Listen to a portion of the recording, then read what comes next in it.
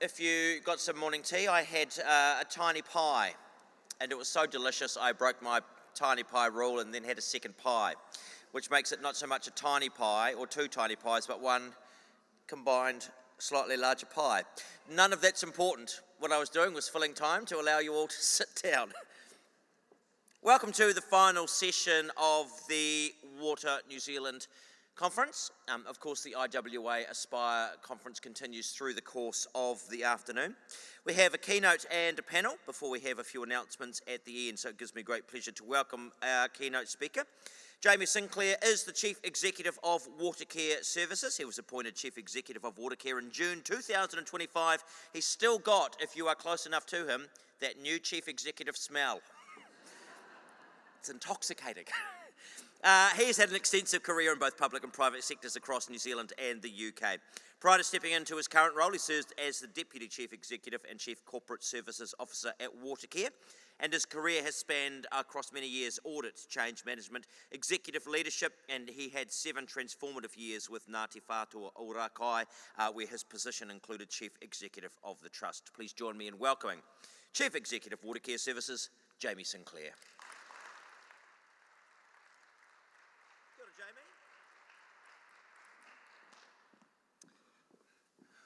Morena. Tihei mauri ora. E nā mana, e nā reo rauranga tērā mā tēnā koutou katoa. Te whare e tūnei, tēnā koe. Te papa e waho, tēnā koe. Kei te whānau e hui hui nei, tēnā koutou, tēnā tātou katoa. It's so awesome to be with you today. I'm very, very excited and pleased to be here. Firstly, before I crack on, I just want to make the acknowledgement to Gillian, to the Water New Zealand Board, and to the event organisers who have put this conference together. It's been a fantastic few days. The energy in the room has been amazing. It does feel like the sector and the industry is on the cusp of a new era, and it's truly inspiring. Also, fantastic night last night. I'm sure you all enjoyed it. It certainly looked like that, and I had a fantastic time, so wonderful. I did think about what I would talk to you about today. I've been now at Watercare for 4 years, still freshly minted, as was noted, Chief Executive in June this year, and it's been quite a ride. I'm a new entrant relative to many of you in the sector, but I am so excited and I'm so committed, and I see the passion and the love that you have for your communities, the care you take with the environment, the passion for the mahi that you all have, the incredible skills. The sector truly has it all, and I'm blessed to be part of it at this time and in this moment. So, what am I going to talk about today? I've broken it into 3 parts. Firstly, I want to take a little bit of a look back, reflect on Watercare's journey. It's important to me that we do honour the past. There are lessons in there if you look, and certainly, as some of you will be going on your own journey of amalgamation, whether it be a regional CCO or an in-house water organisation, there are lessons from our journey, I hope, that could be useful to you. There are certainly things that we will learn from you.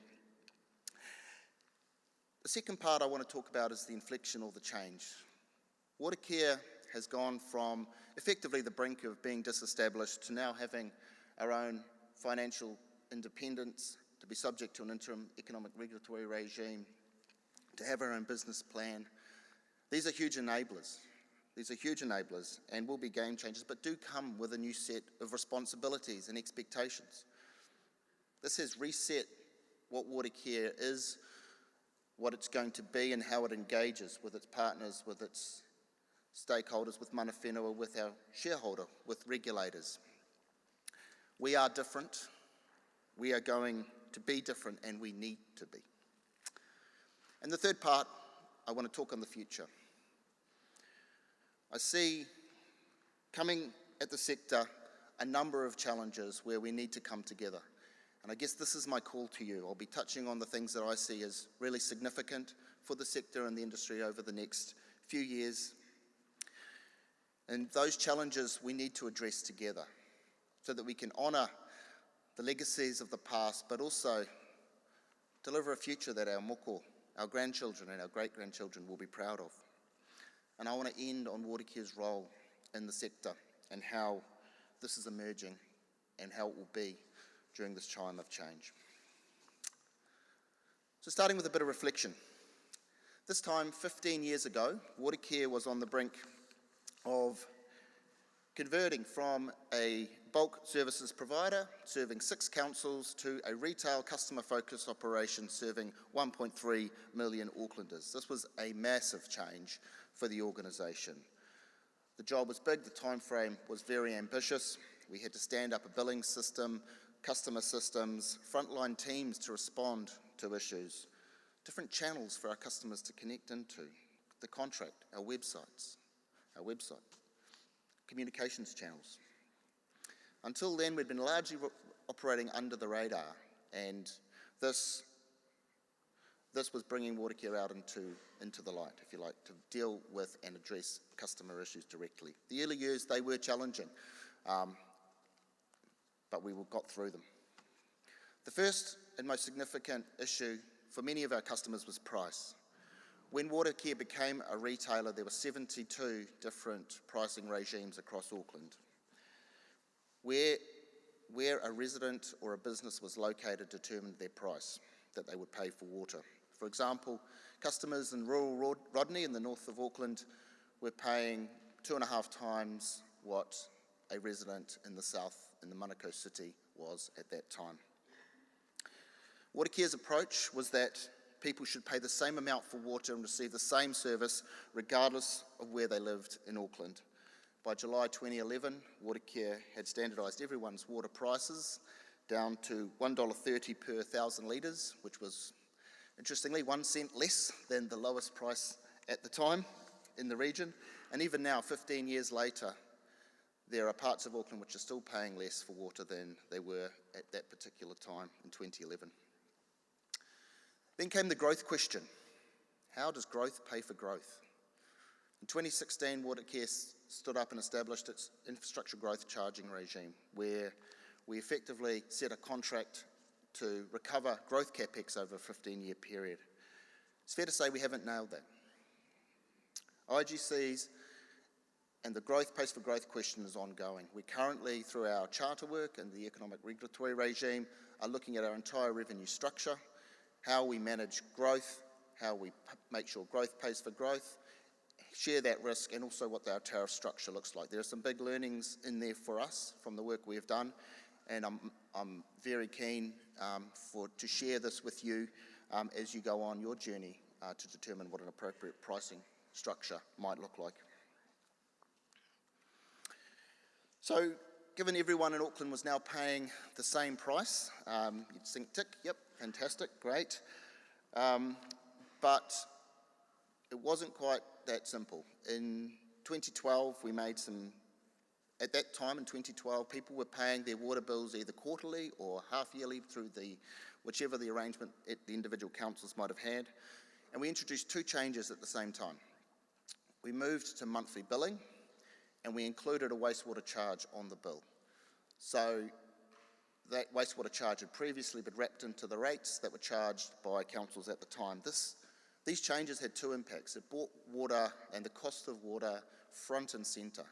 Up until then, it was a little bit hidden. And similarly with wastewater charges, all of a sudden customers were getting a charge that they perhaps hadn't seen or noticed before.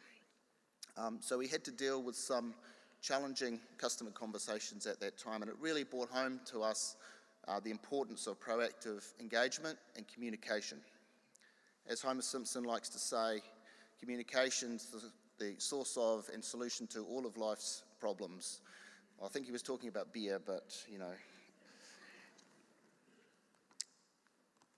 When we became a retailer, it wasn't an even playing field either in terms of the service standards that our customers were receiving. Rural communities with their small rating bases weren't able to fund the infrastructure upgrades that were needed. So upon amalgamation, we inherited significant asset condition issues and compliance issues in terms of our consent, many of our consents and treatment plants. Customers weren't happy with the service they were providing, and rightly so. So we had to build a pathway to reliable services for all our communities across Auckland, and the scale of the amalgamation enabled this to be achieved. In parts of Auckland with those significant water and wastewater compliance issues, we were able to stand up programs and deliver outcomes for those communities that arguably could not have been achieved without the scale and investment capacity of the larger water entity. I understand our privilege in that regard.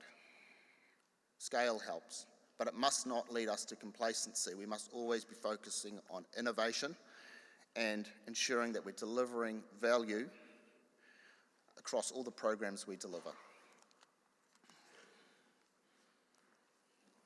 Since those early days of trying to lift the standard across the region, we've done a lot. We've delivered a lot of interceptors, we've delivered major transmission pipelines, we've delivered new treatment plants. We've spent billions of dollars, but it's not enough. There are particularly areas where I'm worried about. We have not invested enough in renewals, for example. Watercare for too long has used renewals as a bit of a slush bucket. We've allocated it to projects where we've had funding issues or challenges, where timing has shifted, so that has to change. The cost of renewals, you may not see the benefit from a proactive renewals program in the first year, second year, fifth year, but you'll see the cost in due course if you don't invest. So that is going to change. Watercare is establishing a proactive renewals program, focused, funded, and locked in. So that's a little bit of the history. I want to talk now about, I guess, the transition or the inflection point. The beginning of last year for Watercare was extremely challenging. The prior reform, if you recall, had been cancelled. We didn't yet know what the shape of the new reform settings were going to be. We were stuck in a very invidious position. Our funding from our shareholder council was now limited because of our size and scale. We were fairly capped at what we could borrow. So we had a very difficult decision to make. Were we going to raise prices by 26%, or were we going to cut the capex that we knew was necessary to deliver the outcomes for Auckland? Personally, it's a very difficult time. We held the line on capex because we knew that was what was needed, but it did mean that we were proposing and putting up prices that were very, very high, very significant increase, which was very challenging for us. Then came the enabler. A simple solution in many ways in its design, but very complex in its execution. What happened mid-last year was Watercare was, well, actually Auckland Council, through legislation, was prohibited from providing any form of financial support to its subsidiary Watercare. Simple piece of legislation, financial prohibition on the financial supporting of Watercare by Auckland Council. What that did was it enabled ratings agencies and banks to consider Auckland Council and Watercare separate for debt and credit purposes. Very, very significant, because that enabled us as Watercare, as a utility, to deliver and build and to grow more capital than otherwise would have been the case. Borrow at levels that were more appropriate to a monopoly service provider. Alongside this financial freedom came economic regulation. So those established economic regulatory settings, those interim regime set under the Watercare Charter, that Watercare Charter needed to be written, it needed to be, the settings for that charter and the regulation needed to be in place before we could go out and borrow any money, because we needed to know the framing of the regulatory settings to give confidence to our banks and those ratings agencies. So we had a very tight time frame. By 1 July 2025, we were no longer able to be supported by Auckland Council, which means we needed to find the liquidity and the funds over a very short space of time. And I have to say the process was intense to get our own credit rating, to deliver the charter settings and also our business plan. But the collaboration and the work with Auckland Council and with the DIA at the time was outstanding. I think when you're fixated on a goal and liquidity and going concern is on the line, it very much focuses your mind. So we executed New Zealand's largest corporate debt capital raise earlier this year, $3.4 billion of liquidity. at very competitive pricing, which is an outstanding result for Auckland. And I'm very, very proud of what was achieved. But really, the reason we enabled that funding was to deliver on the services and the investment that we need for Auckland, and that was articulated in our business plan. Our business plan was published in March. It's a 10-year plan outlining the commitment to quality services, but also significantly, if you look at the headline, the massive investment that we must make across the next 10-year period, $13.8 billion across 1,000 projects over that time. Put that in the context as well. I know that in this conference we've talked about $47 or $48 billion across the sector that is needed. It's going to require a huge step up from Watercare, and it's going to require a step up from the sector, and this is an area that I know we need to work together on. Half of our investment will be on renewing and maintaining existing infrastructure, and about half of that spend will be used to enable growth. Growth in Auckland continues, and we need to be able to work in concert with government, with Auckland Council, to make sure that we deliver growth when it's needed, deliver capacity, when it's needed for the growth of Auckland.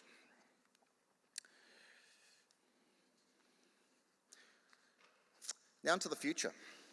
I'm keen to touch on some areas where I think the sector needs to collaborate, and the first is regulation. I don't think we can understate the significance of economic regulation and the impact that it will have on our sector. Information disclosure requirements are going to be significant.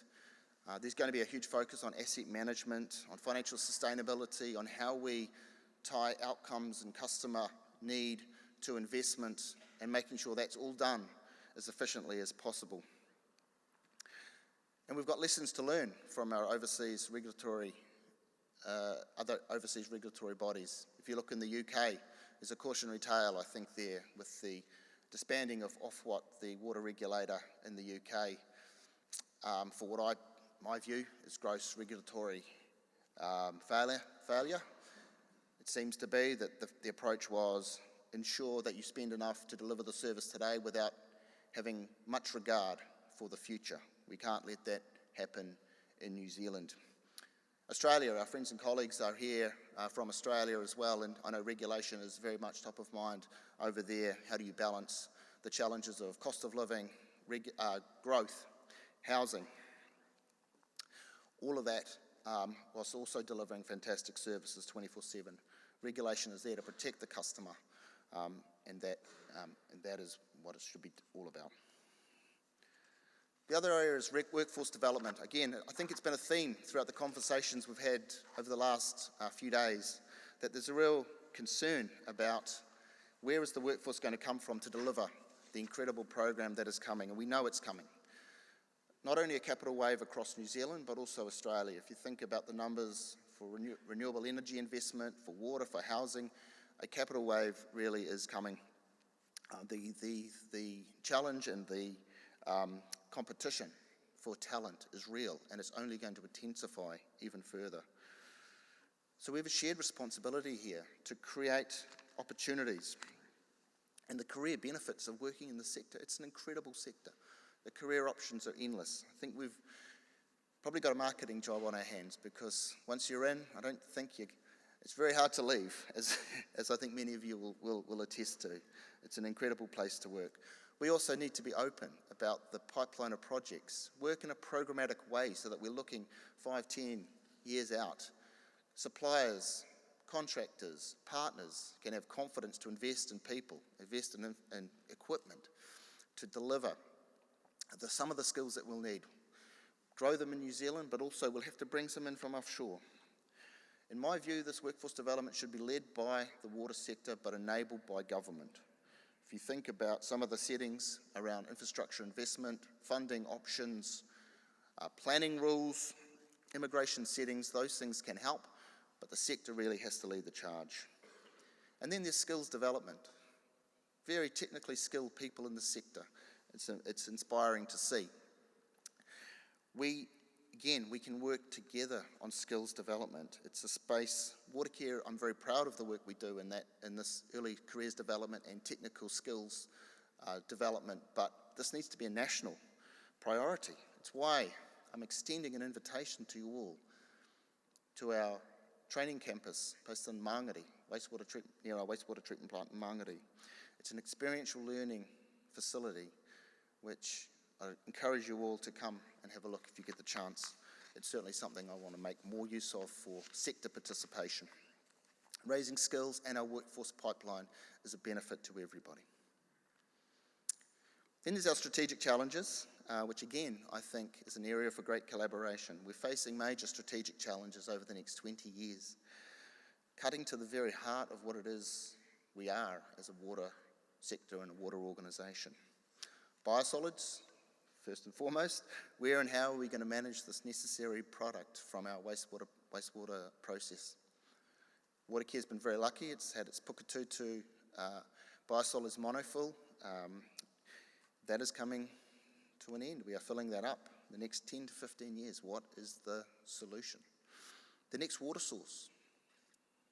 You've heard from our Australian friends, we've talked about the impacts of climate around demand, supply challenges, desalination, additional supply options or additional storage options, purified recycled water. All of these need to be on the table for consideration, but we can consider these and think about these together.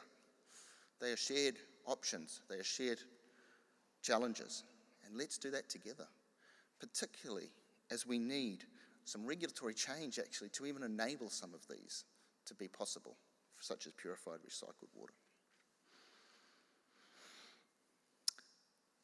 Now, I've not been long in this sector, but I can honestly say I love it.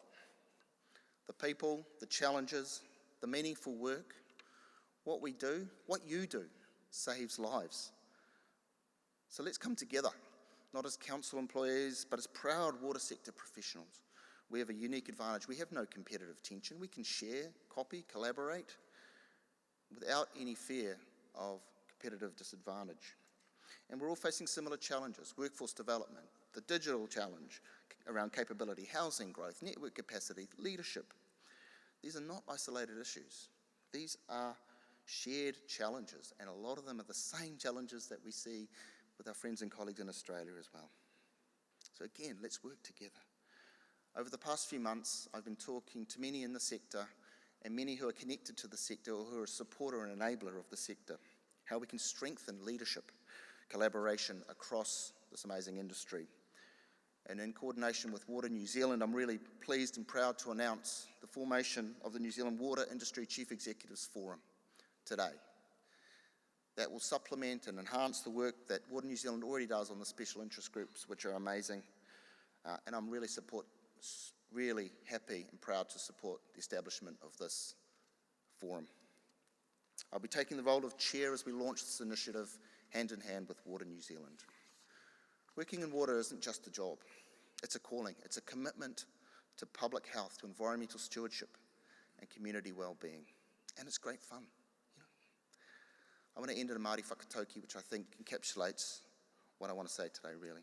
E haru take toa I te toa takitahi, he toa takitini. Strength is not as an individual, but as a collective. So let's own it. Tēnā koutou, tēnā tātou katoa.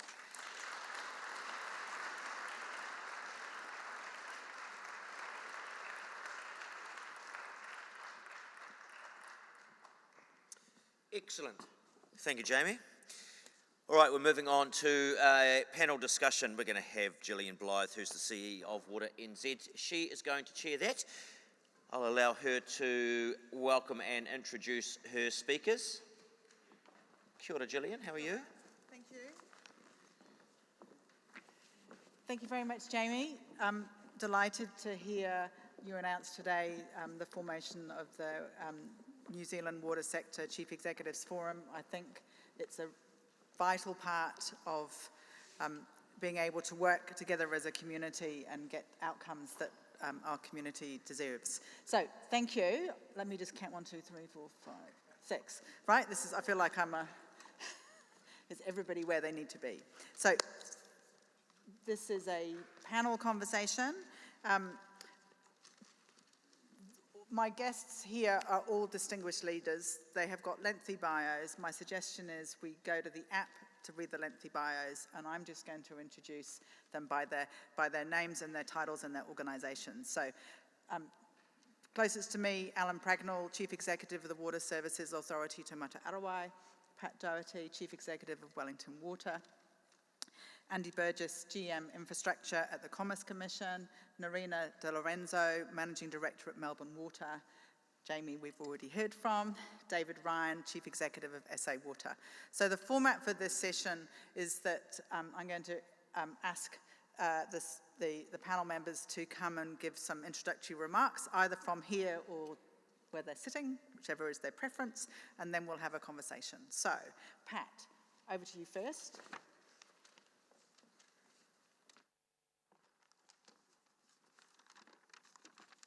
Kia ora koutou, no oti poti aho, ko Pat Dougherty toko ingoa, kei whakatū aho e noho ana. Nō reira, tēnā koutou, tēnā koutou, tēnā koutou katoa.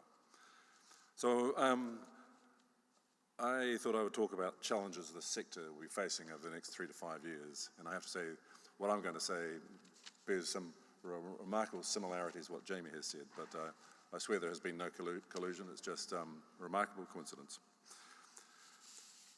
So I'm the Chief Executive of Wellington Water, and on 1 July 26 we transform into Metro Water. That's not the real name, there is a very cool name, but I'm just not allowed to say it yet. I'll use the word we a lot, but just for the avoidance of doubt, I'm not applying for a role in the new organisation. So we're getting 42 water service providers, probably more than we hoped, but it's a good start. But I think consolidation is inevitable, and I'll touch on that as I move along. So the first challenge that we're facing at the moment is keeping the plane flying during transition. Certainty for staff is important. Your workforce is going to be your most treasured resource, so making decisions about their futures as soon as possible is critical. The other thing is it's going to be critical to keep the work going out the door, and that starts to get complicated as the new organisation starts to have a legal status, has a board and a chief executive. How do you make decisions that align with both? We've managed to work through some solutions, but I've got 5 minutes, so I'm not going to dive down into that. But poorly managed, this could see local contractors badly hurt, and could see people leaving the industry, which is probably the last thing we can afford at the moment. Growing capital budgets, 48 billion over the next 10 years. For Wellington Water, we need to grow from roughly 300 million a year to $1 billion a year by year 10, and we need to stay at that level for the next 20 to 30 years. Interesting, Wellington Water has, through the intricacies of council funding, adopted exactly the opposite process of Watercare, where we have trimmed renewals hard and decided to just spend truckloads of money on maintenance costs. So one of the challenges we've been asked about is, can we grow our budgets by that level? So we've had some independent advice on that, and it came back that we can probably sustain between 20 and 25% growth year on year, subject to 4 conditions. One of those is a visible and achievable 10-year work pipeline, secure funding. Now the CCOs will be able to deliver that. Smart, capable, well-resourced contractors and consultants. And we think that once they see the program of work, they will start to gear up and make sure they can deliver on their side of the fence. And then the real kicker for Wellington Water was a highly capable, well-resourced, highly capable client with great systems and business processes. And that's a real challenge for us. Our systems and processes are not good, and we don't have enough staff. So we think that's probably going to take us 3 years from now to get to there. We grew by 50 staff last financial year. We'll probably take on another 60 or 70 this year. Those are mostly engineers, project managers, strategic planners, and we need that level to get our capital delivery factory running properly. You need those systems, those staff and systems in place before you start to grow, because it's very hard to catch up once you get behind the 8 ball. And that was one of Wellington Water's historical problems. Concentrated on growth, lost focus on value for money. I promise you, you do not want to find yourself in that space. It's a deep hole to dig your way out of. The next thing would be improved efficiencies. ComCom's going to be looking at us all and going to be expecting that we will lift our game. In our water service delivery plan, over the next 10 years, we're offering, I think, 30% improvement in capital delivery and about 20% improvement in operational efficiencies. So things that'll help there is the secure funding and a visible pipeline of work that will encourage consultants and contractors to gear up, get the right people, the right equipment, and start doing and do some smart things, as opposed to the stop-go funding that we have at the moment. So that'll be good for asset-owning CCOs who will have that visible pipeline of work and that guaranteed funding stream. Bigger, stronger procurement teams in the larger organisations will help. Greater economies of scale, but that'll be a challenge for the smaller water service providers. And the other thing that's going to make it hard to achieve economies of scale is how long before you move to harmonisation of prices. Wellington Water is a service delivery organisation. We provide services to 6 councils, so we have to maintain 18 funding buckets. And God help us if $1 crosses the boundary unauthorised from one council to another. And you can bet that while you don't have harmonisation of prices, your shareholders are going to be looking at you and wanting you to prove that not $1 has crossed the boundary. And that's very hard to get operational efficiencies.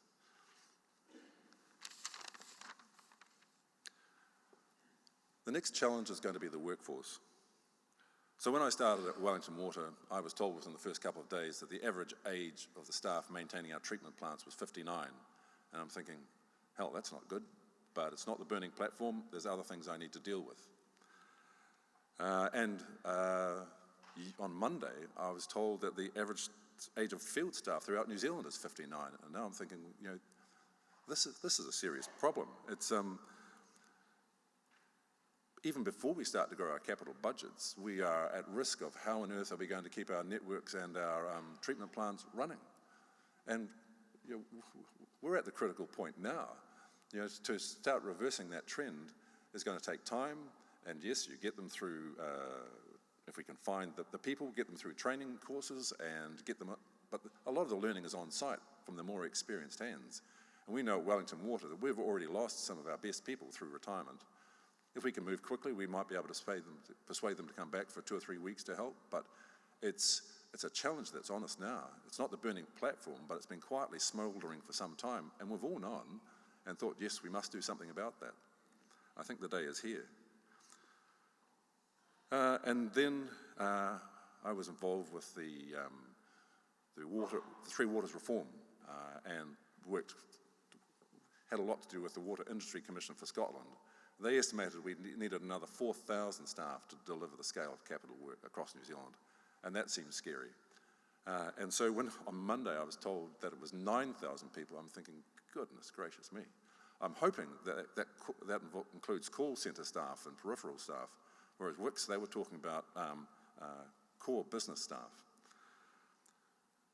So inevitably, even if we do start to grow the industry and get more people coming in, there is going to be intense competition for staff. We're finding that already. And I worry that some of the smaller water service providers, particularly the ones in-house business units, are not going to be able to match the salaries that we will offer to get those people. And then what happens? Shared services, consolidation, I don't know. But we need to be moving in this space. I think it's going to be very embarrassing for the industry if we go through all this reform, we get funding for $48 billion worth of work, and we fall well short because we didn't have enough staff in the industry to deliver that work. And something that we all have been aware of for some time, but it's just never quite been the burning platform. I think it is now. So I think it's going to be interesting. Actually, I'll be more positive. It's going to be an exciting 3 to 5 years, I really do. But for a lot of reasons that I've outlined, I suspect consolidation will happen quicker than expected. And I think that's going to be through some of the external pressures that are going to come as we just need greater economies of scale and make better use of our most treasured resource, which is our staff. Thank you.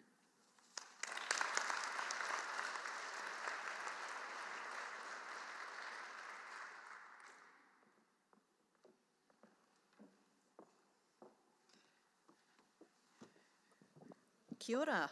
Great to see you all. Thank you so much for having me here today. And great to be second speaker and continuing on this sort of great panel and listening to some of these great challenges. My name's Nerina de Lorenzo, Managing Director of Melbourne Water, and I'm really going to talk about the challenges created by dry conditions. It's something that's, obviously constantly topical for all of us. And so there's a few things that I really wanted to draw out, particularly around some of the sleeper challenges that are maybe a little bit less discussed. So in Melbourne, 70% of our water comes from catchments. Closed, pristine, beautiful catchments, and it's fantastic water. We're seeing, all of us, more extreme conditions, wetter wets and drier dries, but overall we're seeing a long-term decline in stream flows. So, that's something we've all been observing in different ways, in different places that we all operate. Now that poses a range of challenges, the most obvious one being around supply volumes, and we're all grappling with that. But I think the thing I wanted to highlight more today is the sleeper risk of bushfire and what that does in a much more catastrophic way to our water supplies, and why we need to pay as much attention to that as we do the supply volume question. So I'll touch on supply a little bit, and then I'll move a bit into bushfire. But Melbourne has just come out of a wet period now. We had 3 years in a row of La Nina conditions, resulting in a flood in 2022. And only a couple of years later, we are now swinging into very dry conditions. We had a 17% drop in the last 12 months in our system shortage, so in our system storage. So it could turn so quickly. We're starting to see conditions that are mimicking what we saw in the Millennium Drought, which was a decade of very dry conditions that got our storages down to the 20s in terms of percentile. And it spawned the creation of a new desal plant, which of course happened partway through the drought, and of course it then started to rain. And of course, it has been a topic of a lot of controversy as a result of that. So I guess the thing I want to touch on with water security and supply is it's not so much about the technology, because we know what the technical solutions are. It's actually more about timing and the alignment of will, acceptance and funding. And getting that timing right, you have to be a pretty good drummer to get that one right. And I guess, what kind of strategy do you apply when that's the type of situation? So for Melbourne, we can go from full to in trouble in less than 4 years, but it takes 10 years to build a new desal supply. So our problem is timing, getting the drumbeat right. And so the strategy we're really applying is recognising that you can take a lot of the time out of your construction period by preparing more and doing much more of the actual project development work before you're committing to a big construction, getting multiple supplies up in parallel with each other.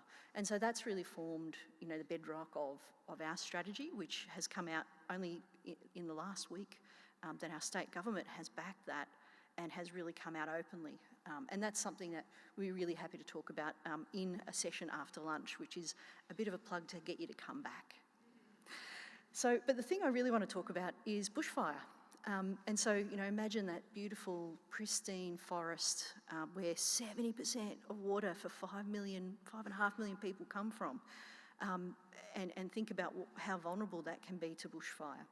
Bushfires affect yield, quality, and treatment capacity. So if you think about it, you have a great big bushfire, and straight after it, you get much bigger flows because there's less vegetation, right? So a lot more runoff, but it's full of debris and it's full of sediment. And then after that initial pass happens, you start to get much less stream flow because all the vegetation starts growing back. And you're affected for up to 80 years. You can take 80 years to recover in your catchment in terms of the volumes. In terms of debris and sediment, it can take you between 3 and 12 months to get your water quality back online, either from major bits of debris going into your system or the difficulty of treating turbidity. So they're really serious impacts that can take large parts of your network offline, fully offline, and then have an enduring impact on your overall supply. So it's interesting because our most recent modelling tells us that we would expect the probability of a bushfire in the Upper Yarra catchment to have now increased to feeling very confident that there is likely to be a major event in the next 30 years. So that's what our modelling is now telling us. And we already do a lot to manage the probability of it happening. So we do a lot of fire break management, we do lots of planned burns. We actually run a seasonal firefighting force, which we scale up 70 people every summer. And our job is to get to the fires, and 90% of the time, grab them before they actually take hold. And that's working. So they're all great things, but they're about managing probability. What we're now swinging to is managing consequence and saying, well, this may happen. Let's get ready for it. And so we've used some pretty amazing stream flow modelling to help us understand what will happen in the catchments if a fire occurs. And now we're deploying a whole range of interventions. So for example, interventions that protect one of the key systems, debris nets, anchor points so that we can deploy things that hold the debris back if we have a fire, a whole debris management program. And this complete suite of works is estimated to reduce that consequence by between 40 and 60%. So again, not perfect, but working up the layers of what else is needed and working up your further treatment barriers in the major parts of the system where we know we'll need them. So I guess my last comment is just recognising what an amazing sector this is. And if you think about what you all do every day, you take something that is as unpredictable as the weather and you have to turn it into something that people can stake their lives on. I mean, that's a pretty hard thing to do, and transition it in climate. So it's a big task, and I'm hugely optimistic when I look at an audience like this and think about all of the types of things that we're doing to manage those challenges. So great to be with you today, and thanks for hearing me out.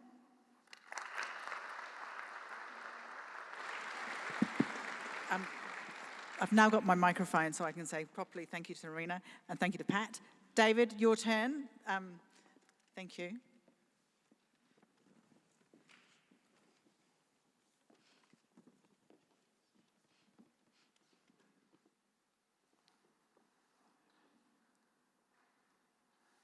That's up there. Hello, everyone. My name's David Ryan. I'm Chief Executive of SA Water. It's great to be here. Can I just say how amazing this conference has been, and equally it's been great to be here in Christchurch. I've really enjoyed it. I'm coming to you from the lands of the Kaurna people. They're the traditional owners of the lands and waters upon which I live and work pretty much on a daily basis, the people of the Adelaide Plains. I've been with SA Water now for 6 years. I'm going to give you a little bit of a very quick journey through SA Water. I really want to focus in on infrastructure spend, what's required, how we balance that up from a customer affordability perspective. And I'm also going to talk to you, I'm wearing two hats here, both as Chief Executive of SA Water, but I'm also blessed to be the Chair of the Water Services Association of Australia, and I'm here, and Nerina is also a board member as well, and we've got Adam Lovell, who's the Chief Executive of WASA as well. So I'm going to wear two hats, and I'm going to try and explain which hat I'm wearing at which time, because I also want to show you some of the challenges facing the Australian water sector as well. And then the final piece, I hope it'll resonate with that message that Jamie had earlier about the importance of sharing and collaboration, because you're going to be hearing a lot of things from me that are the same messages that have been really talked about throughout the conference. So very quickly, SA Water, we're that blue bit, sort of in the middle down the bottom, South Australia. SA Water's the state-owned water utility. We've got pretty much the whole state water, wastewater services, recycled water services. It's about 1.8 million people.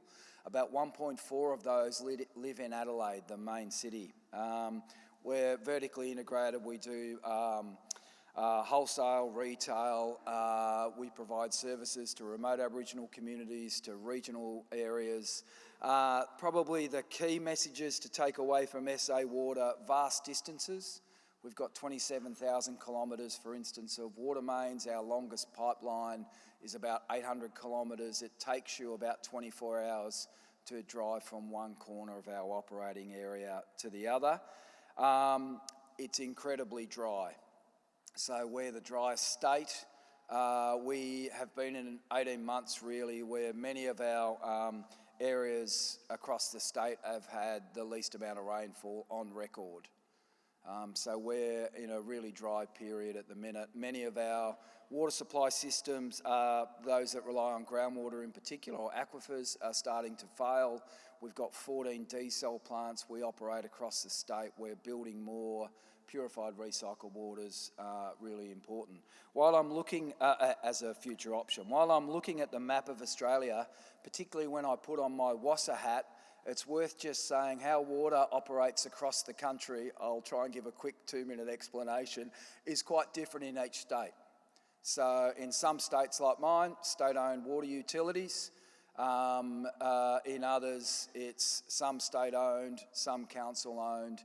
Economic regulation differs across the state, so water's a state-based issue predominantly, so it differs across the state. It either exists or in some states and territories there is no economic regulation. Things like health and environmental regulation are pretty consistent across the country. So I say all of that, particularly when I put up some graphs in a second where you'll see what is the infrastructure spend that we're projecting across the Australian water industry. Hopefully you'll understand that it's coming from slightly different sections, a slightly different context. That's just a little bit about who we are. So this talks about SA Water, and hopefully this is, you can just see, this is just our CapEx program. Our regulatory environment, we operate in 4-year periods. For those that are regulated across this country, it's often 4, 5, 6 years, tends to be around that. But it's 4-year slices for us, for instance, of our CapEx. That is really, we have a very quite detailed, well thought through, mature 30-year asset plan. So that's critically important for us. The assets we're looking after, as you do as well, are very long-lived. So we've gone from 2020, the 4-year period after that, around $1.8 billion worth of capital, to about $3.3 billion over this 4-year period. In actual fact, that's from our regulator. I expect by the end of the 4-year period, we're probably going to be delivering around about $4 billion. That's as a result of we're really cracking on and hitting our targets, and expect to be probably seeing some more funding coming in from a growth perspective, and also some non-regulated CapEx. So we've had to really ramp up our capital program, is probably the key message, and this is happening at the same time as customer affordability challenges are hitting for our customers, and we've got ageing infrastructure, climate change, etc., all the challenges you've heard. So that's SA Water. We've ramped up. This year we'll deliver about $1.4 billion worth of capital within our program. That's the Australian water sector. That's the 22 key water utilities. This was data that we did in about 22, 23, I think it was, we collected, thanks to WASA, thanks to Stuart Wilson from WASA, who's put this together. So what you can see down the end is 11, 12. That's really off the back of the Millennium Drought, so we saw some big spend on D-cells and so forth, and then it really came off. And then you can see it in more recent times. This data we collected in 22-23, everyone was projecting it was going to ramp up. And what was the story? If I go that way. So that's more recent data. We're just in the final stages of finalising this, but this is what we have seen. So we're projecting now, this is all publicly available data. It's either information that's gone through regulatory proposals, sits on state balance sheets, sits on council information, etc. These are the 22 major utilities. We're projecting we're going to be delivering about $12 billion worth of infrastructure year on year into the future. Can I say, no one's filming this, are they? That's not enough. So this is only the pieces that regulator has allowed, state government has allowed on their balance sheets, but with ageing infrastructure, the story that I certainly hear talking to my counterparts across Australia is we actually need to see that considerably increase. And we're starting to see more and more as people are starting to go through the cycle of regulatory submissions, etc. People are being really clear there is more required. If we're going to meet the targets around growth, if we're going to meet the targets around renewal, deal with the impacts of climate change, deal with ageing infrastructure, we need to see this investment increase. And equally, that's happening at a time of customer affordability. So that also brings into the equation, we need to really be thinking about how this is funded. It's not just simply an answer of saying all the time, let's just put this on customer bills. It's about what are the different ways in which we can fund this considerable investment. So as you can see, some big challenges, but equally, these are the challenges in my mind we live for, because while they're challenges, I'm also part of a sector that people believe in what they do in this sector. They're really engaged, love really making a difference and love dealing with really big challenges like this. I haven't really thrown up any of the answers. I'm looking forward to doing that as we have the conversation on the panel. Thank you very much. Thanks very much, David. Allan, it's your turn. Thank you. It's like being selected for a water team, isn't it? Kia ora koutou, everyone. I firstly want to acknowledge all of you. You're the survivors of the conference. You're here to the very end, and that shows that you're the core of the industry, really. So also want to echo acknowledgement, Gillian, for yourself, the team. It's been a rapid few years for you too, and the annual conference has actually just gone from strength to strength, and it's something that everyone actually really looks forward to. So,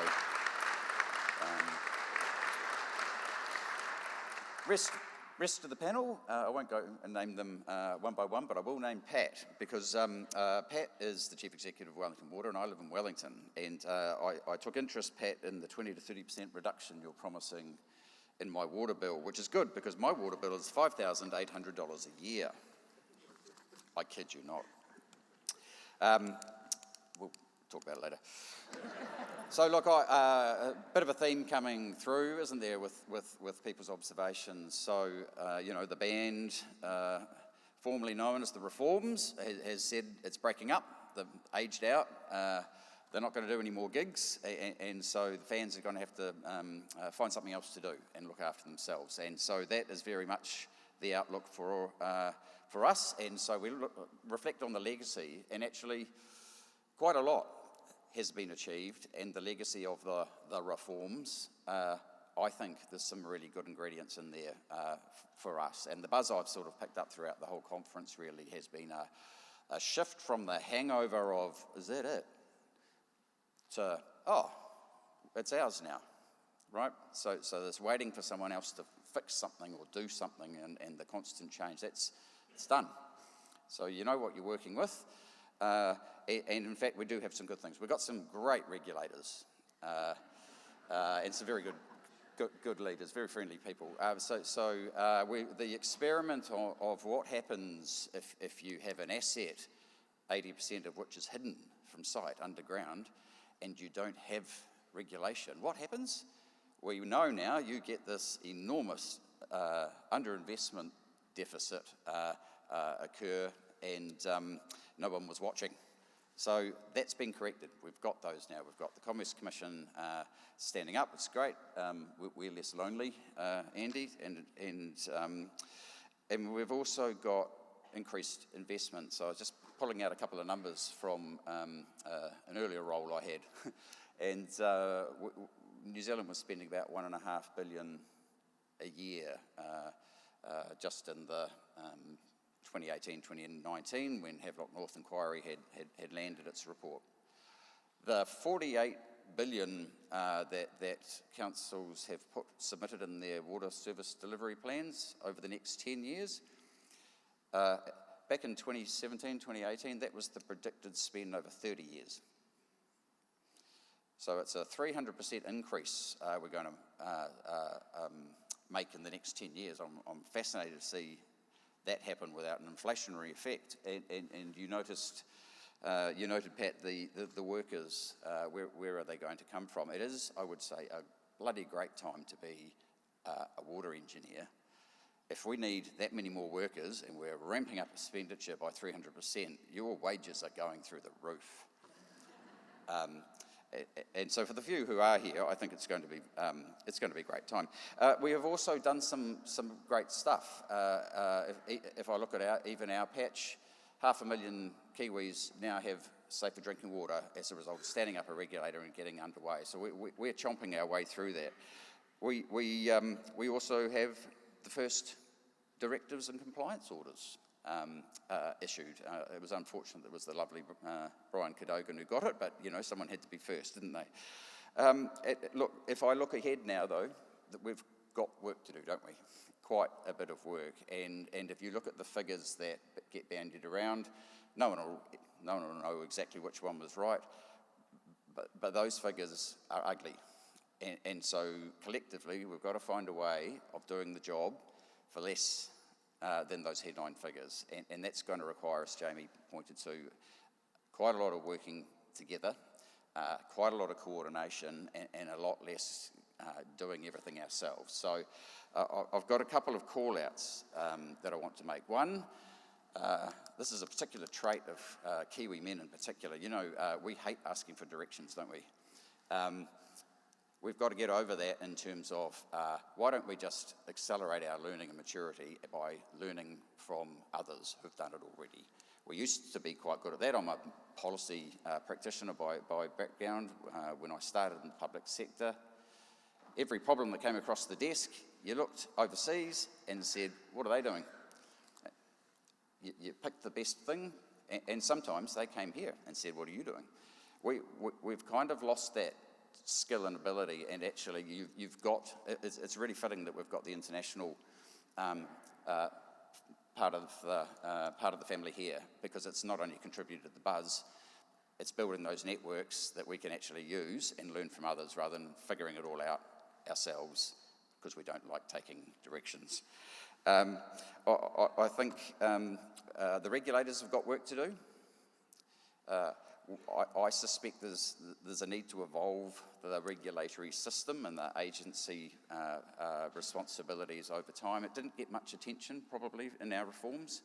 Rapidly set up Taumata Arowai as a different organisation than we are now. Commerce Commission was long signalled, but moved on. I think there's probably a little bit of work to do. I think the big change, though, is actually going to be a psychological one, and it hasn't really been talked about very much, but the effect that we regulate politicians for our sins. It was a bloody stupid industry to pick, really, to regulate, wasn't it? Local government, mayors, councillors, and so on and so forth. So what actually happens if you're in the business of water infrastructure is you have a 10-year budget. We had one of those 30-year things that you mentioned. We just didn't have all the good bits that you mentioned prior to the word 30. you have these plans, they have these numbers, and no one believes them. No one. One of the first things we did when we stood up, we had an outbreak, a cryptosporidium outbreak in Queenstown, and it was a result of not having a protozoa barrier in place. There was a cryptosporidium outbreak in Queenstown in the 1980s, and when that happened, they were told, get yourself a protozoa barrier, and then it won't happen next time. They said, yep, absolutely. And in council land, they have these things called long-term plans, the 10-year budgets, and they slotted in a protozoa barrier for year 6, and it stayed there for 25 years in year 6. Fortunately, Queenstown now does have one of those. But that's the effect that, electing people to look after the infrastructure. You move those budgets around. I worked in local government. We relied on sustained underspend on the capital program of about 30% every year in order to create the cash surplus to respond and do fun stuff. And just imagine the effect over time that behaviour and that practice, and no one believes the numbers, actually has on the ability to think ahead and plan and send signals. It has a huge dampening effect. Well, that's gone because under local water done well, the money's ring-fenced now. You can't take it and build a convention centre, Wellington, and you can't spend it on anything else. It's got to be spent on water now. And Andy's got to make sure that you do spend it as well. So that's actually, that's a big shift and a really good thing for us, no matter what happens from here. My last thing I'd say, there is a lot of work to be done. We want to do our bit, and we're an unusual regulator. We're stood up as a drinking water regulator, but then other things kept getting thrown at us. So we've got these things called NEDs, National Engineering Design Standards. We're setting wastewater standards. We'll confirm those shortly. We've got quite a few tools. We can outline the credentials that people working on treatment plants or doing the renewals on the network can have. Come and talk to us about all those new tools. We're just figuring out what's in the toolbox ourselves. We've got the core drinking water piece decided and underway. That's the compliance strategy. But we've got a lot of other things that we could do. So you'll see the potential. I'd like to hear from you, kind of what we can do to help the system and get it underway. Thank you. Thanks, Allan. Andy, your turn. Tēnā koutou katoa, and thanks again, Gillian, and everyone else for a great conference. So I'm from the Commerce Commission, and we are the economic regulator for water, essentially water infrastructure. We're also the economic regulator for other sectors. And what we really want to see for water is the right level of investment, not only for people today, but for people tomorrow as well. So our primary objective is to protect the long-term interests of consumers. So it's about the long-term investment and making sure the right things happen at the right time and that consumers get value for money from that investment. Legislation's recently passed, which gives us powers over pretty much all water infrastructure entities. But ahead of that, you've heard from Jamie that we've had a role in regulating interim economic regulation of Watercare. And from Pat, we've put some initial requirements on them, on Wellington Water. And it's probably not surprising that we started with Watercare and Wellington Water, two major cities in New Zealand. I think, Jamie, I'm not sure how many members of the Cabinet are based in your area. I think you've also got our chair and the Water Services Authority, Taumata Arowai chair in your area. And then in Wellington, not only do you have Allan, Pat, but you've got me, you've got Gillian, you've got several of our board members and lots of other politicians. So it's not surprising that Wellington Water and Watercare have had a fair bit of attention, but actually economic regulation is to lift the performance of all the entities in New Zealand. And we've already gone out to consultation on the starting point for our economic regulation, our sort of universal economic regulation of water entities. That's called information disclosure. So these are requirements to publicly disclose information, so to publish information on websites and send the information to us on two key fronts. So the first is asset management, which is just fundamental to any infrastructure entity. And we think asset management needs to have enough prominence in the governance and setup of any water entity. And there needs to be public information on asset management. So asset management obviously gets informed by quality of data, which we know might be a problem, but you still need, the entities still need a good asset management plan, an asset management strategy. They should turn into an investment plan. The investment plan should reflect consultation with stakeholders, and where arm's length entities, CCOs have been established away from councils. It should include consultation with the councils, but also with iwi and other consumer groups, other important groups. And then having established an asset management plan, asset management strategy, and an investment plan, there needs to be an annual delivery report to say what has been delivered. And I think Allan referred to spending the money. Actually, it's not really about whether the money's being spent. It's about whether the outcomes that were desired at the time that a project was put into a plan are being delivered. And the plan can change to find different ways of delivering the outcome, but the outcomes need to be delivered. So the outputs and the outcomes are things that we will focus on as economic regulator. So that's the first area that's in our first package of information requirements. The second one is on financial information. And at the heart of the financial information requirements is the fact that money recovered for water should be spent on water. It shouldn't disappear into building a new sports stadium or any other facility. It needs to be spent on water. And we can enforce that financial ring fence. But to do so, we need the right information requirements. So we're out to consultation. We realize we need to be proportionate. And we're asking people to tell us whether some of the proposals need to be targeted or need to come in later. But that's the first universal package of information requirements that we're planning to impose on everyone offering a water infrastructure service.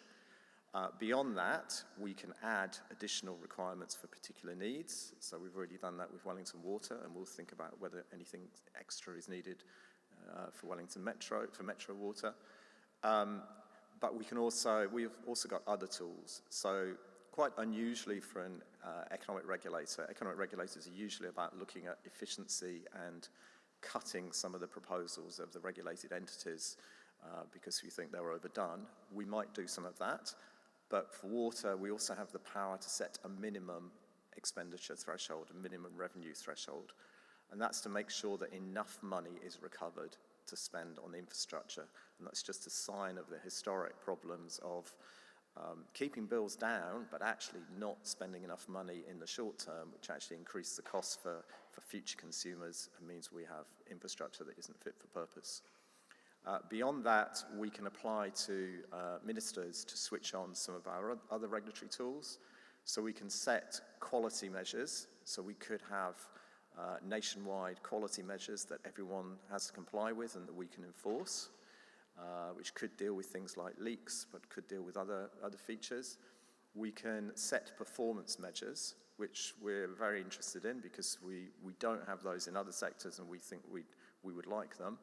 And an example of a performance measure is back to the outcome. So if there is an outcome that's supposed to be delivered by investment, we could set a performance measure to ensure that outcome is delivered, and not only just comment on whether it's delivered or not, but actually take enforcement action if it's not being delivered and require a plan to deliver it. So we think that's a very important tool. And then we get into the heavier end of economic regulation where we can set price paths or revenue paths, which is where periodically we would review the plans and efficiency of a particular entity. We would set a maximum amount of revenue that they could recover in return for a minimum level of service and investment program. We've got that with Watercare. There will be a price path for Watercare in 2 or 3 years' time, and we believe there'll be subsequent ones, but we have the power to recommend to ministers that other entities are brought into that. But it all starts with information. Every economic regulator in the world needs information, and we also think in terms of public accountability, there needs to be information out there. But I just finished by saying that for anyone here who is involved in setting up a water entity or running one, that might seem like a lot and a burden. But I'd encourage you to really see the positive side, that you'd be able to demonstrate to all your stakeholders, all the people who are paying bills now and in the future, that you have plans, you have a long-term strategy, you are spending money which reflects the needs of the communities and the long-term needs of the infrastructure, and then you're reporting back on what you're delivering. Thank you. Thanks, Andy.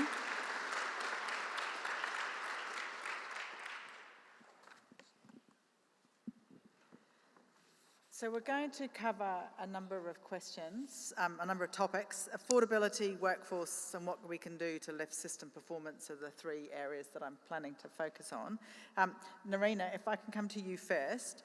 In a world where climate change mitigation and adaptation increasingly feel like an inconvenient truth, at least to some people in the world, how is Melbourne Water engaging with consumers on being able to afford it, particularly when customers may feel that the burden is too high? Thank you. That's really been top of mind, actually, particularly as we put our pricing submission in on Tuesday. So we've hit send on it, and then I got on a plane to come here. Thank you. So we've really been deeply connecting with this question. You know, we recognise we're in a transition, and we're utterly cognizant of the issue of underinvestment and what that actually means in terms of future affordability. And so the challenge we've really grappled with and paid a lot of attention to is how might we engage the community much more closely on that, and our customers and end users with that problem. And so we took a different, we did something we've never done before. In May this year, and actually a little bit of context to this, we've had flat or declining prices for over a decade. And so we've not had a price rise above CPI for that whole time. And so it's a hard thing to turn and to start a different narrative. So you really need to be thinking deeply about that. And also what that means politically as well, because we are fully government owned. And so the thing we did that we've never done before is in May, we did what we called a public playback, where we released a summary of our proposed investments. And what we played back to the public was, this is what we'd like to do, here's what we've heard from you in all of the engagement we've done so far, and here's the price we believe it's going to hit. And it's effectively CPI in year 1 and then CPI plus above CPI price rises. And at the time, we were predicting up to around 2.3% every year thereafter for 5 years. And that was the first, ability to even whisper such a thing. And so we went really hard. We got over 2,000 survey responses. We pushed it out. We really did a lot of work with government. And the intent was to really test this proposition to say, well, will people, if they hear the same things that we're faced with, will they back a price rise once they know what it is and they see it and they're eyeballing the dollars? And overwhelmingly, we had over 90% of people who were supportive of that or not against it. That's an important distinction. It was 7% actually who were actively not in agreement. That's still pretty amazing. That enabled a de-risking of the whole conversation, right? Because if we had a really negative response, we could then dig further into that. But in parallel with that, there were 2 other things we did that were about managing exactly this question. One is, who bears the risk of uncertainty? So, we all have to acknowledge we're in uncertain times. We've got to plan ahead, but we can't be sure of the timing of some of these challenges. And so for us, that meant that over $1 billion worth of capital projects we priced for the development of, but we held off on charging for the construction of, because we thought there was enough uncertainty and we would hold that financial risk for the couple of years between pricing submissions and then true that up at a later point. And so we really maximised our financial strength for the consumer, knowing that we could then recoup at the right time, but we applied that where there was enough uncertainty to justify it. But what we didn't let it do is we didn't let it mean we kicked it down the road. And that to me is the biggest danger, that you go, oh, well, there's uncertainty, let's do nothing. No, actually do everything possible right up until the big spend. And so that was the second one. And then the third one is our first vulnerability package was really designed with a view of recognising that there will always be a cohort who are in a different financial circumstance and we can't leave them behind. And so again, Melbourne Water, first time as a wholesaler, to now fund a vulnerability package. And we put that to the community and that was strongly supported. So, you know, we're sort of entering into this conversation feeling like we really gave our best go. And I'm really happy to report back in about 6 months' time once we hear how that lands with our regulator. But, you know, we feel very genuinely confident that we've really tried to address it properly. Cool. Thank you. Pat, like climate deniers, there are some that want to argue that the asset conditions around the country are not as bad as we, the sector, say they are. Do you think this is an attempt to argue for different standards or levels of service or just something else? Yeah, thank you for the question. I'll try and stay calm. This is supposed to lower pressure. What you see playing out there is people wanting first-class infrastructure at third-class prices. And after a long career in local government, you realise that sometimes when some members of the public and some elected members don't like the answer to a problem, and particularly don't like the price tag, they then start to argue that there's not a problem. And unfortunately, in the Wellington region, this has been a technique that has played out very successfully for the last 20 or 30 years, so that our networks and treatment plants have been chronically underfunded in terms of renewals. For example, last year, we look after 6,000 kilometres of water and wastewater pipe, and we got enough funding from the councils to renew 10 kilometres. So that was an average year. A typical year, I couldn't say it was average, but so that means we're only aiming for a replacement age of 600 years. So you can see that there is this argument is starting to come to its end. We then run into the argument, well, there's more to the state of the network than just age. There's also the condition of the pipes. But of course, we're sinking so much of our operating funding into fixing leaks that we don't have enough money left to do any detailed condition analysis. But we can tell them that the reactive maintenance costs over a 5-year period tripled. And then we ran into, well, you're not getting value for money. And it was only when we pointed out the same contractor that delivered the reactive water maintenance costs also works on the sewer and the water, and they had hardly moved over the same period. In actual fact, it wasn't a lack of value for money, it was network fault runaway. So I tell the councillors these things. I talk about my first 7 weeks at work where we seem to be having major breaks every few days. So I asked how many we had in the last 7 weeks, and in 49 days we had 27 major breaks. That's a large crater in the road, or that's a geyser, or both. And I tell councillors that, and they yes, and I realise they're like the slowly boiled frog. You know, they think that's normal, and I have to say, that's not normal. It shouldn't be doing that. The majority of elected members in the Wellington region now understand that we are at the end of the road in terms of underfunding infrastructure renewals. But one of the techniques we've found very effective is every time we get involved with repairing a water main that's a high profile break, typically in the city centre, we always put the age of the pipe in the press release.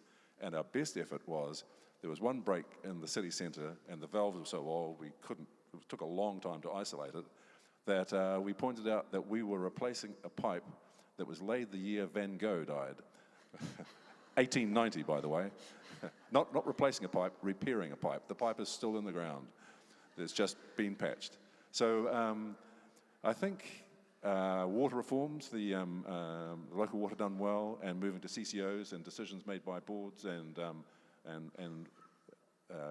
ring fence funding is going to make such a difference. But the unfortunate thing for the Wellington region now is we have to spend all this money on capital renewals and at the same time still carrying this enormous cost of reactive maintenance, which isn't going to start, we probably won't see a difference for 20 years, I would say.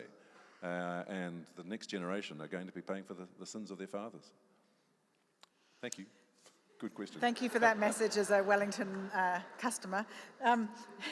Allan, the authority has recently updated your acceptable solutions, in part in response to concerns that they're too costly for those parties that were thinking about putting them in place. Do you see the authority developing more of these, perhaps for wastewater? Where are you going? Yeah, so much of the change for us as an organisation, from the change of government policy to local water done well, has played out through this cost issue, and so our legislation has been changed to be explicit about cost being a factor that we have to take into account, the proportionality and so on. It was always there in the judgment we have to make as a regulator, and I mentioned Queenstown and the outbreak there earlier. So on the back of that, as we were looking at the smorgasbord of non-compliance and wondering where to start, we thought we'd start there. And so we wrote to 30 councils who also didn't have the necessary treatment in place. And that started something quite interesting, because some of those councils operate some quite small supplies, and in some cases there are these variously called stock water schemes, mixed use rural schemes. Basically they're for the farm, and people have just tapped a little hose into the pipe and taken a bit of that raw water off, and over time there's quite a few people on it. Well, if you're on one of those small supplies and your regulator says, "Oi, got to have treated water now, I want a protozoa barrier or UV and your chlorine," the cost per household of doing that and putting treatment in where there wasn't before, it's prohibitive. It doesn't work. The economics do not work. And so eventually we realised that the loud noise over the road at the Beehive was the rural sector talking to ministers about this problem, and we did something about it. And so in that case, it was looking for a technology that does the job, proportionate to the risk that's present. It does most of the job, most of the time, really well, and it's about $2 a week to finance the unit that treats it, right? And so when you compare that to the 10, 20, up to 80 grand per household to put a treatment plant in, it's a game changer. And so in fact what we've got, and this is what we had to work through, we've got people who now have treatment who would otherwise not have treatment. So it's not about a lesser product, it's a better product than they had. And so I think we're going to have to do that a bit more. So usually a regulator just writes a notice, chucks the fine down and says, do what I tell you. That's not the world we're in. We're actually going to have to lean in and work with you as industry to find better, more cost-effective ways to do it. Every dollar is still going to come back into the industry. It's just every dollar that we can save gets us closer to filling that gap. Thank you. David, there's lots of competing priorities. Customer affordability clearly is some of it, and listening to Nerina talk about the playback conversation that she's been having in Melbourne. How do you ensure that you are engaging with your customers? There's been some conversation recently in New Zealand about consumer advisory panels or focus groups. What's your approach? So how about, once again, I talk about our approach, but then also talk a little bit about the Australian water sector approach. So independent economic regulation in South Australia has been in place since 2012. And across the rest of the country, somewhere around there, might have been 2008, a little bit later. So, and what I would say is, as a general comment, is that initially I think it was pretty undercooked, how most utilities went about it. There was actually quite a lot of education back in the day. We'll go out and educate our customers. And what we've seen is a real maturity as each utility, and if I talk about SA Water, as we've been through different submissions, which Nerina has just put in now. And we've gotten much more to the place of actually listening to our customers. And I tell you, they're far more sophisticated than we might be in our utility, with the greatest of respect that our economic regulators may be as well. We have moved so far away from we're going to go out and educate the customers. And so we, in our most recent submission, which was middle of last year, was when the final decision was made, we did all the fairly standard sort of things. We have what we call a customer challenge panel, where we had dedicated people come in, understand our business a little bit better, but then really start to give us some advice. We thought it would all be about price, and it was far more sophisticated than that. Certainly the pieces around safe drinking water, meeting environmental requirements, they're just a expectation. They're your ticket to the game in many ways, but much more sophistication around intergenerational equity. We actually are willing to pay a little bit more now to be fair to future generations, so they're not paying for the sins of us and our mismanagement here and now, so to speak.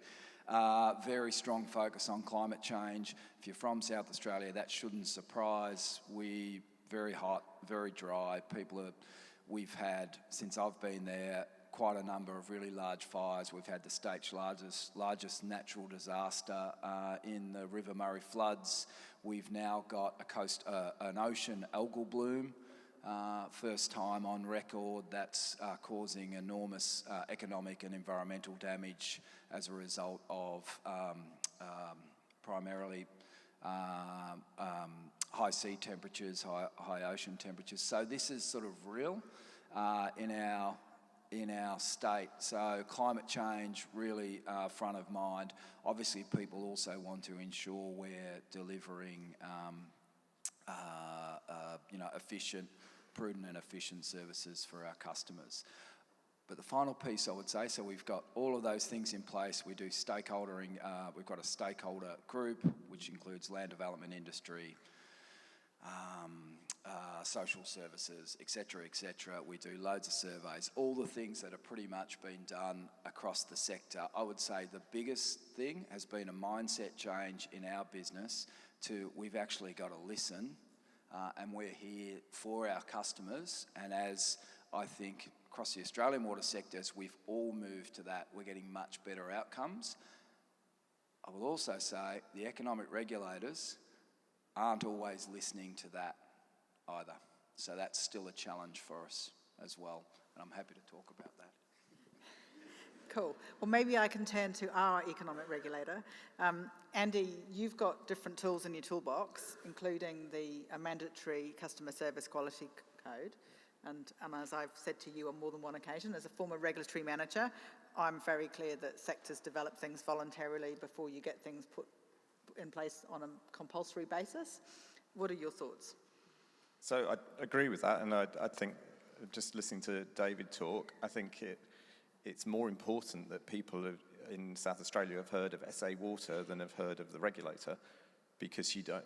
The ideal world for a regulator is we set up the right framework and incentives, and then people get on with it, and we don't have to intervene. And that's ideal, and typically we do have to intervene in certain places. But we want the regulated entities to own the system and to do the right thing. And so, that includes having the right processes for consumer complaints, dealing with things properly when things go wrong. I think several of the entities will start to move to separate billing for water, which inevitably, I think, will give rise to some issues, and they need to have the right systems to handle those issues.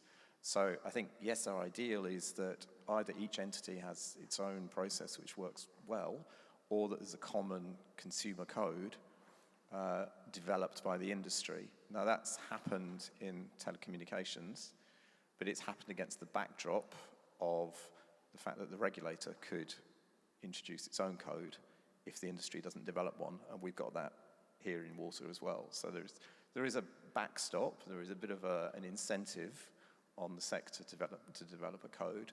But I think if the sector can't deal with consumer complaints and dealing with consumers in the right way, there's a bit of an issue, and it'd be a bit sad if we have to intervene and introduce our own. Yep. I think the regulatory or the government threat is a great discipline, having been involved in setting up the electricity complaint scheme in 2004, when basically Pete Hodgson said, if you don't, I will. And so, yeah, 3 of us on the retail side got together and 3 on the distribution side got together, and yes, we produced a code rapidly.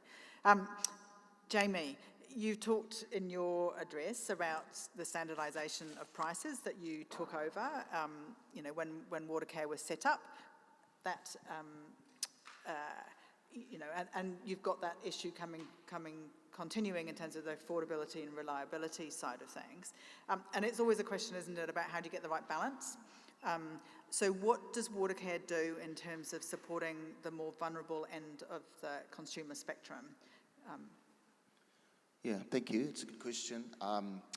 Look, first and foremost, in terms of the core of our, obligation to the community is to be a low-cost provider, paying due regard, of course, to the quality of our operations and the long-term integrity of our assets. So we have that long-term view, but there is quite front and centre an expectation that we are focusing on affordability and the customer, and as a result, that is a real priority. We have in our SOI and in our reporting a target on affordability, so we measure affordability as a water bill being no more than 1.5% of the disposable income of an average family income. So that, and we are well below that.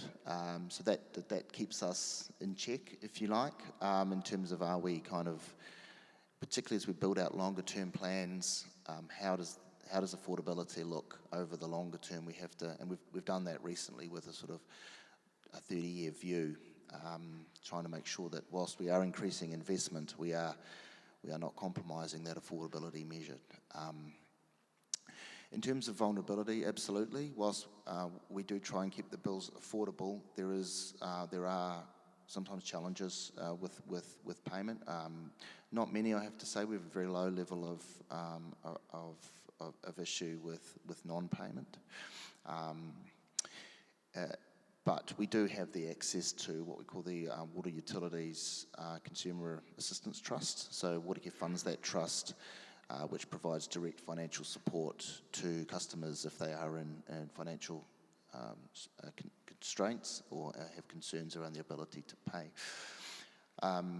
So that's something we continue. We also provide support if there is, they get an unexpectedly high bill because of a water leak. If those water leaks are repaired, we'll more often than not provide a leak rebate to recognise the fact that they've made the improvements to the system and are reducing that usage over time. So that is also an important part of our package of support. And I suppose in the bigger context as well, we are looking, as I mentioned in my address, around pricing more generally, how the growth pricing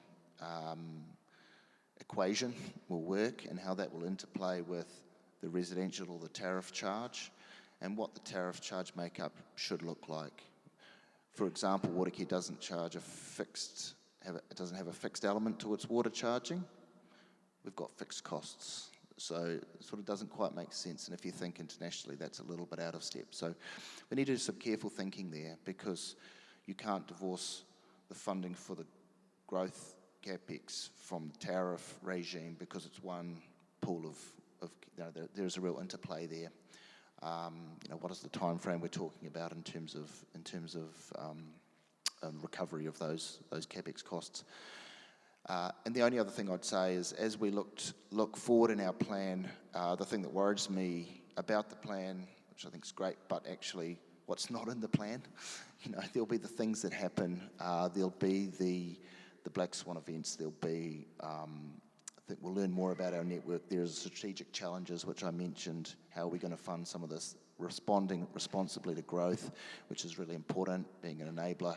We have to look to alternative we will have to look to alternative funding mechanisms, which, again, sound good, but at the end of the day, there'll be a cost for the community to bear as a result of that. We have to make sure when we are thinking about those things that we are factoring in the consequence on the consumer in terms of that price and affordability. So yeah, it really is front of mind, and will continue to be as we roll out the plan.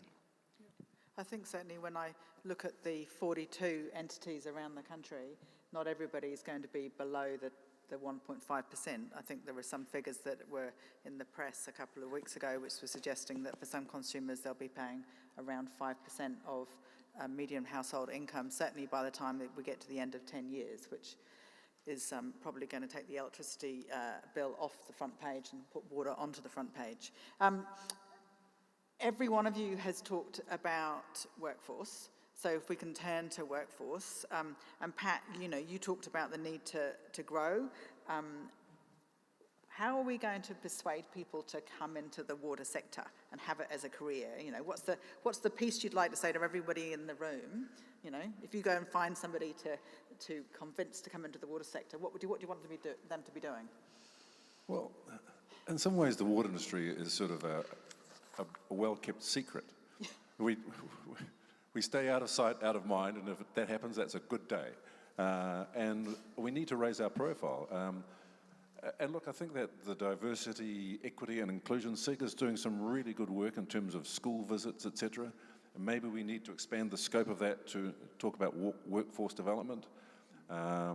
We offer cadet internships for university students in our organisation, but apparently we used to do the same sort of thing for school leavers, senior school students, to work on the tools as well. And we need to do more of that. Jamie talked about the training school in Mangere, and yesterday we heard of Helmut Modlick's proposals for Ngāti Toa to open a training facility in Porirua. I think that's really exciting, but we've got to get a lot of bodies through those training facilities in a very short period of time. So another practical thing that water service organisations could do is non-price attributes in contracts with consultants and contractors. Is tell us about the things you are doing to grow the size of our workforce overall. But I think it needs a coordinated industry response. I mean, there's a lot of resources here, and if we decided that we were going to go to see every school and tell them about all the range of careers, we could do it really well for a fraction of our budgets. So I think, I know that sounds like pushing it down the road, but I think that SIG is probably the most important thing, is to get a leadership role and drive it right throughout the industry. But the whole industry has to understand this is our problem. It's not water service providers, it's not contractors, consultants, it's all of us as a team here. David and Nerina, and you can fight who goes first. The competition for talent, how are you managing it? Thank you. I'll piggyback also off what you were talking about in relation to attraction.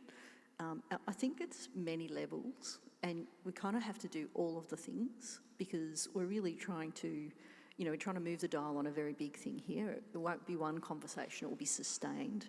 So at a national level, a lot of the work that's been happening with WASA, and also WASA together, Water Services Association, and the IWA together, the Careers in Water program, which has been about really driving a connected identity and having collateral that communicates that. More broadly, it means water businesses can, basically access that across the nation.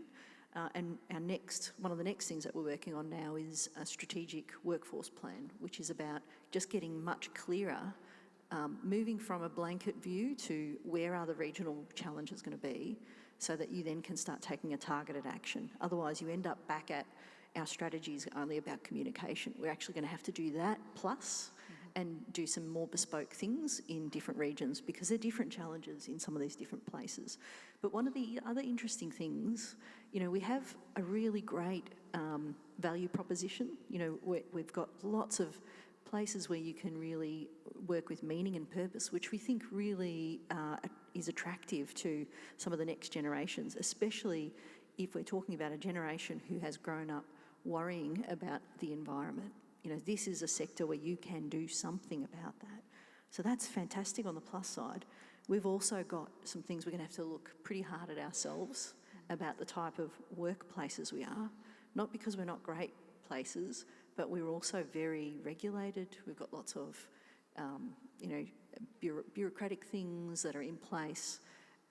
If you think a little bit about some of those young people that we're looking to attract and think about how they would react to having to fill out 20 forms to do something, we're really going to have to get on the tech train, and we're going to have to really become those places that those young people that we're targeting will actually want to work for, alongside of marketing those amazing strengths, as you were saying.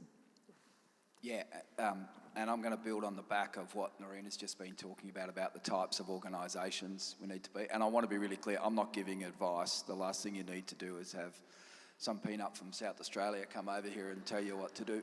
But this is our experience, where in South Australia at the minute, there's just huge growth going on. We've got the largest infrastructure programs of work across the state that's ever happened, mainly in transport, also in health. And at the same time, we're delivering our largest program of work that we've ever had, with the intent that we'll keep going up. And I think that point that Nerina made around the types of organisations we need to be, we've all seen the data over the years that wages or salary is generally not, it's somewhere maybe number 5 in terms of why people stay in an organisation or are engaged in an organisation. It tends to be more about, my direct manager, do they recognise my work, how clear is my role definition, all of that really boring stuff that's actually really, really important. And I think it's incumbent upon us who are leaders in the sector to ensure what sort of organisations are we creating, what's the culture, what's the leadership within our businesses. And then, how are we ensuring, as Nerina also talked about, we're a tech-enabled business that people really want to come and work in. And the final point I would make is we're also, as a utility, part of a much broader water sector.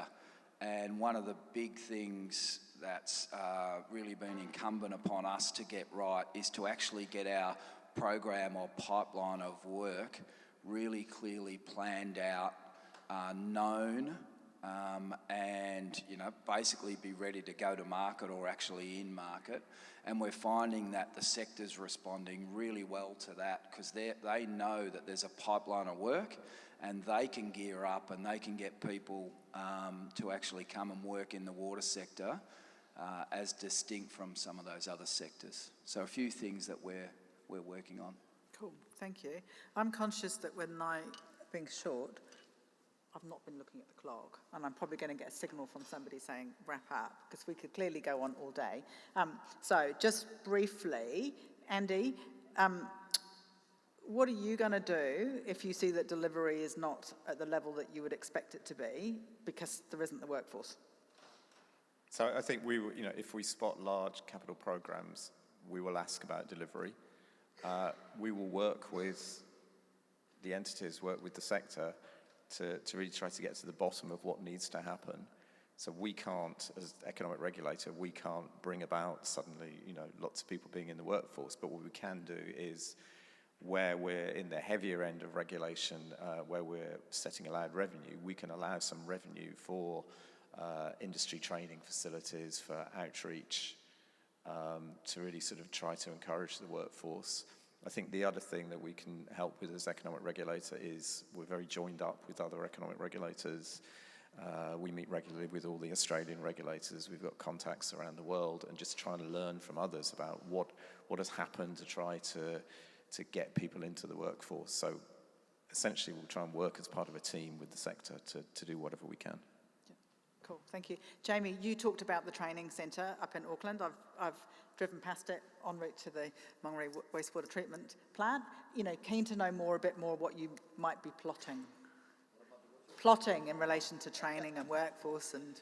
Yeah, no, look, I think this is, it's just an opportunity to bring people together. It's an experiential learning facility, so you get to dig up roads, you get to knock on doors, you get to, be in confined spaces, you get in a really safe space. So we're really proud of it, and we want to share that with the sector. We provide through that. We've got training providers who actually provide the qualification pathways as well to technical qualifications. So our partner contractors use it, but I think the sector also would be open to making that available to our sector participants, colleagues.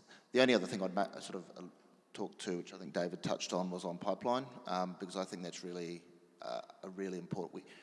We don't pour concrete or lay big pipe, but we need those skills coming from the market to get the outcomes that we've promised and that Auckland needs, or that the communities need. So if we've got a pipeline that people can trust, that the market can trust, I emphasise that word, then the market will respond. I'm confident of that.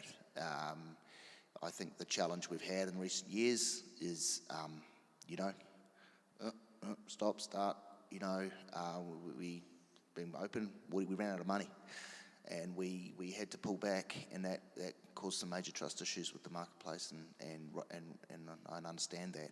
So it's on us now, and being held to account by the regulator to deliver will be create those disciplines so that when we put a plan out, market can invest, they can get the skills in place because they know that the work is coming, and I think that's a huge part, I think, of this workforce development challenge. Yep, cool, thank you. Finishing with you, Allan, in terms of, you've got a role to play in capability as well, whether it's through your compliance monitoring enforcement or other things in your toolbox. So I'm the only thing between these people and lunch. Yeah. Or actually, Priyan is actually. Okay, that's okay. Look, couple of comments I would make. One is, as a country, we're really bad at workforce planning. So don't wait for the system to be nice and tidy and figured out and hope that will work. So pretty confident that we need nurses next year. But somehow we get surprised when we don't have enough. And so we're not alone. But I'd also say grip it up ourselves. The schools thing's not a bad idea. We've got 422 schools in New Zealand that supply their own drinking water, and the school principal was a talented water engineer in waiting. And so there is an opportunity. Those supplies, by the way, account for 2/3 of all our E. coli notifications in the country now, because councils have fixed their ones. So I can see a great opportunity there to both fix those supplies, train the kids up, and have a workforce.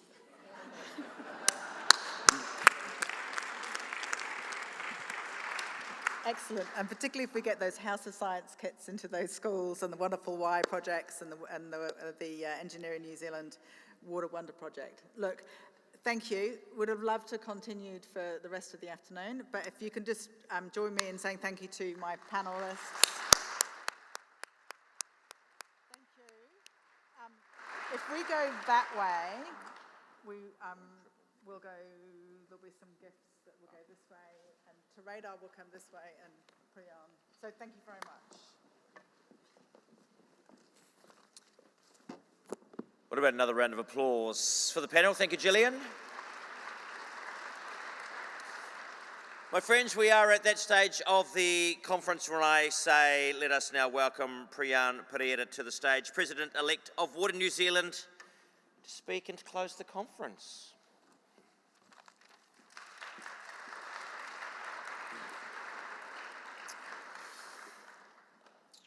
E nā iwi, e nā mana, e nā reo, e nā kārangatanga maha, ana hauewha. Tēnei te mihi atu ki e koutou katoa. No hikurangi hauhau, ko Auckland taku kāinga e nāienei, ko Priyan Pereira taku ingoa. He kaimahi mō Watercare, ko ahau te President-elect Water New Zealand, tēnā koutou, tēnā koutou, tēnā tātou katoa. I don't know about you guys, but I am exhausted. My basket of knowledge is overfull. I think the presentations that I've attended, the conversations I've been a part of, the dialogue that's taken place have been fantastic. But I'm feeling energised. What an incredible week it's been. This Water New Zealand, the Water New Zealand IWA-ASPIRE conference, it's been 8 years in the making. We had a bit of a break, an intermission while we had our COVID pandemic issues. and we've come out the other side, and this has been incredible. 2,253. That is the number of delegates and exhibitors that have participated in this conference. Phenomenal, fantastic.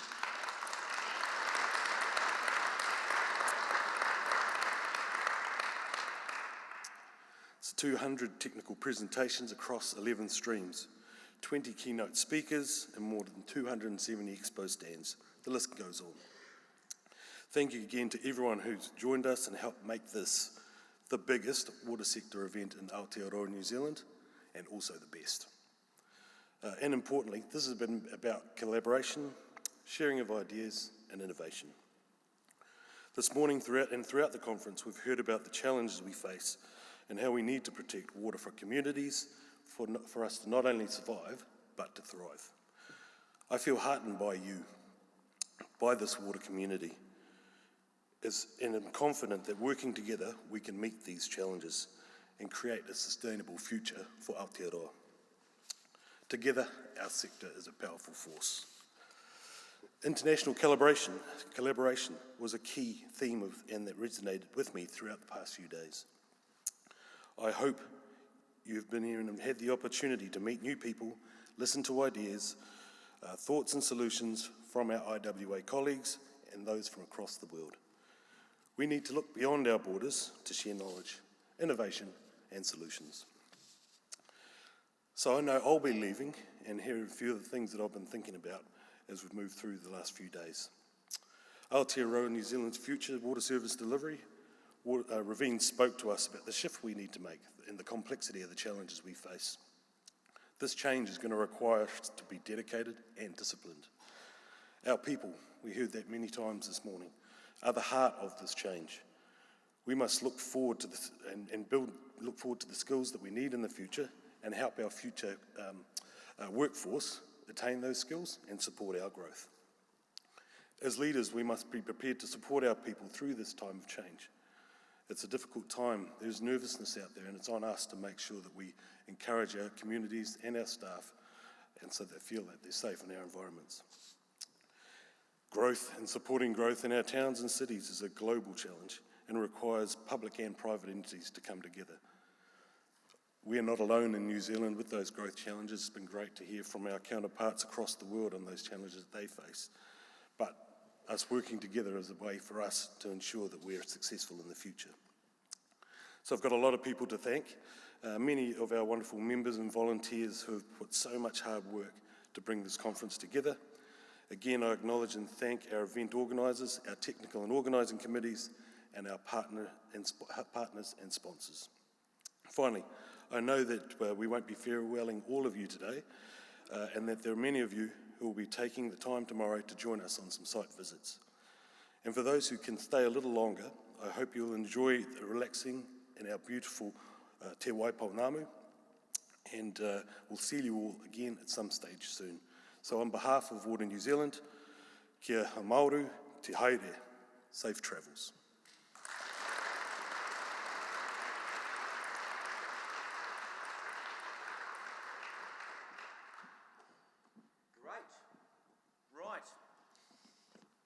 I'm going to be travelling to Haast, where I will experience water in all of its many forms, mostly torrential.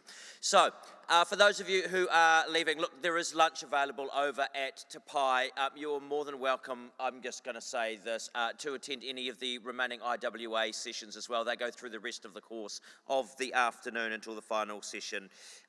Later on, I think we finish up around about 4 o'clock, 4:30. So do feel free to stay for that. But if you are leaving us, we'll see you again at some stage in the future. What about a round of applause again for everybody who made this possible?